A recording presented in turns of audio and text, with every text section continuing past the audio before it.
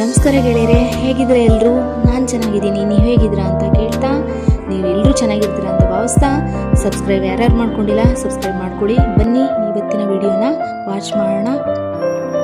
Friends, ಇದು ನೋಡಿರ್ಬೋದು ನೀವು. ಏನಂತ ಗೆಸ್ ಮಾಡಿ ನೋಡೋಣ. ಹೊಳೆ ಫ್ರೆಂಡ್ಸ್, ಈ ಹೊಳೆ ದಿಂಡೆ ಏನಂತ ಆಲ್ಮೋಸ್ಟ್ ಇಲ್ಲಿ ನೋಡಿದವ್ರಿಗೆ ಆಲ್ರೆಡಿ ಗೊತ್ತಾಗಿರುತ್ತೆ ಏನಂತ ಹೇಳಿ ಅಂತ.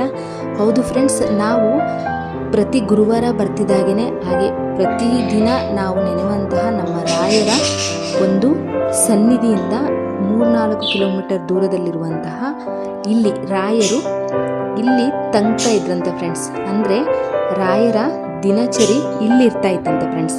ಸೊ ಇಲ್ಲಿ ಅವರು ದಿನದಲ್ಲಿ ಈ ಹೊಳೆ ದಿಂಡಿನಲ್ಲಿ ಸ್ನಾನವನ್ನು ಅಂದರೆ ಜಳಕವನ್ನು ಮಾಡಿಕೊಂಡು ಇಲ್ಲಿ ಅವರು ಜಪದ ಕಟ್ಟೆ ಇತ್ತಂತೆ ಫ್ರೆಂಡ್ಸ್. ಇಲ್ಲಿ ಬಂದು ಜಪದ ಕಟ್ಟೆಯಲ್ಲಿ ಜಪವನ್ನು ಮಾಡ್ತಾ ಇದ್ರಂತೆ. ಆ ಜಪದ ಕಟ್ಟೆಯನ್ನು ವಿಡಿಯೋ ಮಾಡೋ ಹಾಗಿಲ್ಲ ಅಂತ ಹೇಳಿದ್ರು. ಸೊ ಹಾಗಾಗಿ ಅದನ್ನು ವಿಡಿಯೋ ಮಾಡಿಲ್ಲ ಫ್ರೆಂಡ್ಸ್. ನಾವು ರಾಯರಂದ್ರೇ ಮೈ ಪುಡಕ ಅಲ್ವಾ ಫ್ರೆಂಡ್ಸ್.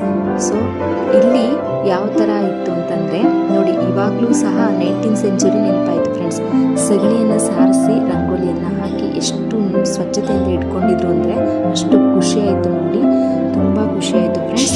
ಇದನ್ನು ನೋಡಿಕೊಂಡು ಹಾಗೆ ನೋಡಿ, ಇಲ್ಲಿ ವಾಸವಾಗಿ ಇರತಕ್ಕಂತಹ ಮನೆ ಅದು. ಸೊ ಇದನ್ನೆಲ್ಲ ನೋಡಿದ್ವಿ. ಹಾಗೆ ಫ್ರೆಂಡ್ಸ್, ಇಲ್ಲಿ ಬಂದರೆ ಇಲ್ಲಿ ನಾಗಕಟ್ಟೆ ಇದೆ ಫ್ರೆಂಡ್ಸ್. ನೀವು ನೋಡ್ಬೋದು ನಾಗಕಟ್ಟೆ ಯಾವ ಥರ ಇದೆ ಅಂತ ಹೇಳಿ ಅಂತ.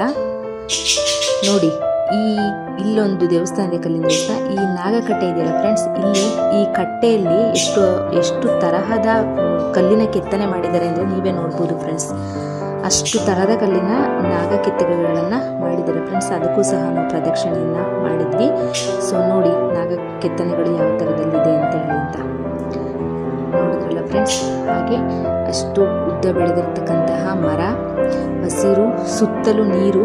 ಈ ಹಸಿರು ವಾತಾವರಣದಲ್ಲಿ ತುಂಬಾ ನೋಡಿ ಮನಸ್ಸಿಗೆ ಸಂತೋಷ ಆಯಿತು ಫ್ರೆಂಡ್ಸ್. ನೀವು ಹೋದರೆ ಅಲ್ಲಿನ ನೋಡ್ಕೊಂಡ್ಬನ್ನಿ. ಹಾಗೆ ಇಲ್ಲೊಂದು ಗೋಶಾಲೆಯನ್ನು ಸ್ಥಾಪನೆ ಮಾಡಿದ್ದಾರೆ.